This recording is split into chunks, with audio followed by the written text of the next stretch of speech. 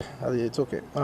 Anyways జరిగిందంతా మాత్రం చాలా there's a lot of wrong information going on. There's a lot of misinformation, lot of false allegation.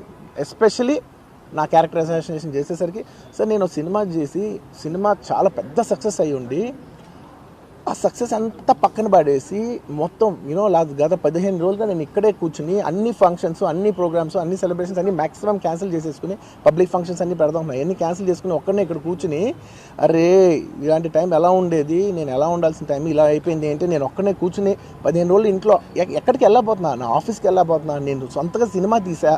ఒక cinema తీసిన cinema 3 ఏళ్ళు కష్టపడి తీసిన సినిమా థియేటర్లో ఎలా ఉందో కూడా నేను చూడలేదు ఇప్పటివరకు. నేను నా సినిమా థియేటర్లో ఎలా ఉందో చూడలేదు నేను.